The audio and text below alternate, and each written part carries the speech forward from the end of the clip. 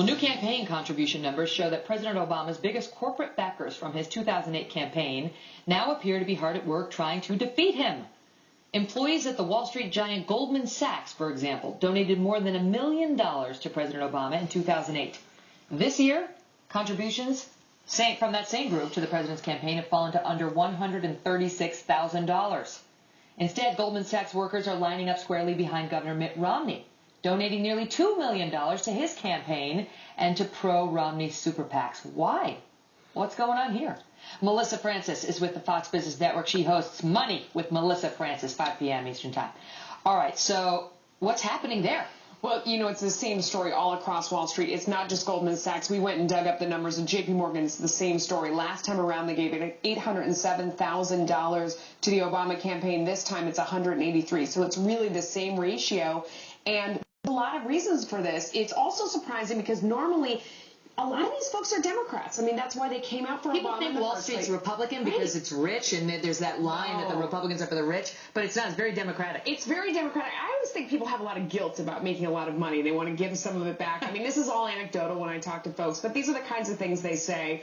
And so they don't mind paying higher taxes. That was in the past. Now they're very frustrated with having been painted as villains last time around. They feel like they helped Obama get into office, and then they were painted as these evil Wall Street bankers, which they think is unfair. I mean, everyone has their own opinion about what caused the financial crisis. Certainly bankers played a role, but they feel like they've been painted as these villains.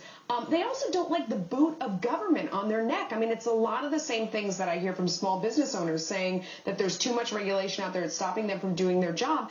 Banks feel like they also have been just the butt of every regulation that's come out. And it's frustrating to them. After the financial crisis, again, you may think they need regulation, but this is what they don't like. So this is one of the main reasons. These are a lot of the main reasons why they've lined up behind Romney. You know, just talking to some Wall Street folks, and I know a lot of folks who were big Obama donors last time around who have expressed some disappointment in being demonized as the fat cat bankers. And also some folks who have just said they've seen their businesses suffer over the past 4 years. And some blame that on President Obama. Or just some fault the administration for not being able to get us out quicker from the problems that we suffered in late 2008. Is it something that Mitt Romney can overcome? Because if the economy, like if he gets in and he doesn't repeal Dodd-Frank, if he doesn't have, how much can any one man do at this point now that these regulations are in place? I think it's more an anti-Obama sentiment. I mean, when you talk to people, they're just so frustrated. They don't like too big to fail. I mean, you would think that bankers like that. The TARP bailout? That was President Bush. But too big to fail is the new regulation. That's what they think of as all the new regulation that's out there to sort of save the same thing from happening again. A lot of these guys think too big to fail. We're not going to be the ones who fail. We want to take advantage of that. If he goes down, then that's, natural selection. That's what happens in a free market. We would benefit from that. They just don't like all this regulation. So they're just not big supporters of President Obama. A while back about how the president had seen his support among these Wall Street donors softening. And there's no question about how the state of New York is going to go in this presidential election. I mean, it's going to go blue. Newsflash, Fox News alert. The state of New York is going to go blue.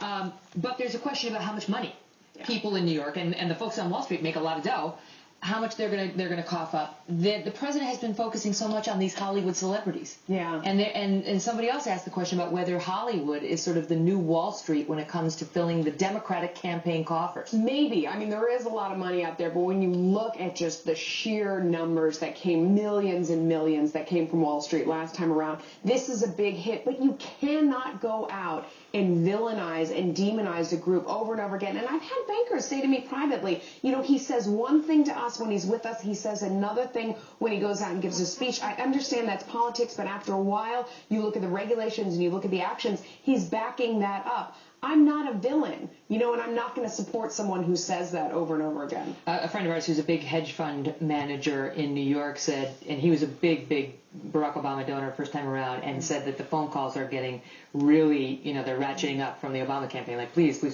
He said he's not inclined to donate because, and I've told the story before, but he said to them, it feels like there's a witch hunt going on. Yes. And I'm the witch, he said, and he's a Democrat, but he doesn't like the fat cat banker line. In any event, we'll see. He's got a lot of donations coming in from out west in Hollywood. So there you go. Goodbye, Wall Street. Hello, Hollywood. There you go. It's a lot warmer out there. Melissa, thank you.